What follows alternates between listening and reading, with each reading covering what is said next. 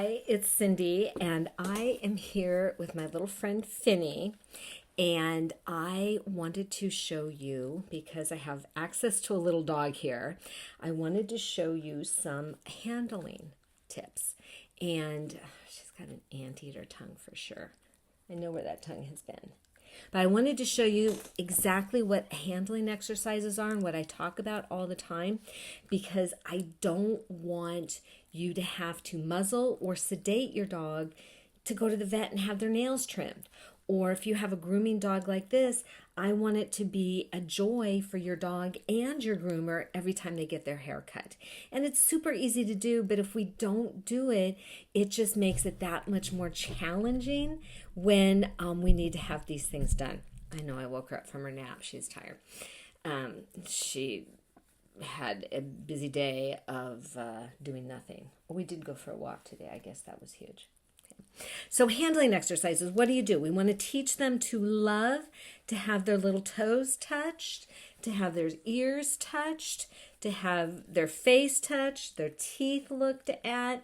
I don't want you to, if your dog gets sick or injured, to have an issue with this. So how do you teach it? Yes, we touch them all over. We make a game out of it.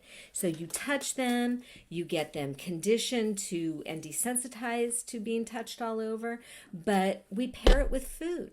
So if I'm giving her treats at the same time that I'm touching her little toes, what does she learn? Well, touch my little toes. This is fantastic. I don't know why you're doing it, but you can do it all day long.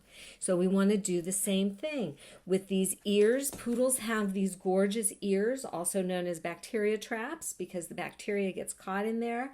Super prone to ear infections. So I want to get in there, touch her ears, mess with them without the food. But if I'm giving her food at the same time, or if she's chewing on a bone or a stuffed Kong or something, what is she learning? I love this. This is absolutely wonderful. So it's good old classical conditioning. Also, even holding her like this, if she if she were sick or injured, well, even when she goes in for her annual exam, the vet's going to want to touch her all over, look at her tummy, check out everything. Besides the fact that if she needed x-rays or something else, I want to be able to mess with her and manipulate her in any situation, holding her upside down, holding her on her side, and not just that she tolerates it, but she actually enjoys it, because they'll tolerate it and they'll tolerate it. She's not comfortable on my lap though. They'll tolerate it and they'll tolerate it, and then they're like, enough, and then that's when they're going to bite you, and we don't want that to happen. We can't have that happen. So these handling exercises, you're probably already messing with your dog already, but I want you to do it intentionally. Mess with those ears. The time to teach her to love her ears messed with is not when she has a raging ear infection. That's the worst time, because now her ears hurt and I'm touching them, so now she's learning to guard her ear, right? Or to favor that. Touching her eyes, looking in her eyes. They always get, goopy eyes and stuff. I want to be able to clean that easily. So I'm always messing with her, but then I'm going to pair it with food every now and then, or give her a bone or a Kong so she actually learns to enjoy it. Now, if you're messing with your dog and you touch like their tail or a foot or something and they're like, what are you doing back there?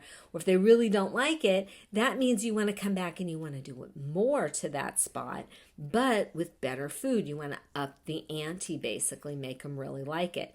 So it's like, if I'm touching you and you're like, ooh, who is she? Get away from me. But if I'm touching you and giving you $100 bills at the same time, you're like, she's still weird, but she could do this, right? And then after a while, you're going to like, well, I like it. So classical conditioning to teach them to love, to have everything touched, okay? I don't want you to have to muzzle or sedate your dog just to trim their toenails. Or if she were to step on a foxtail or get something between her toes. And these little poodle feet, they have to be shaved, right? So this is what she does at the groomer. Look at her. She's like, yes, please do my nails. And see how relaxed and calm she is? This is what you want because, it just makes it easier for her. It makes it easier for your groomer. So handling exercises. Teach your dog to love to be messed with. Till next time, thanks for hanging out with me. Go mess with your dog.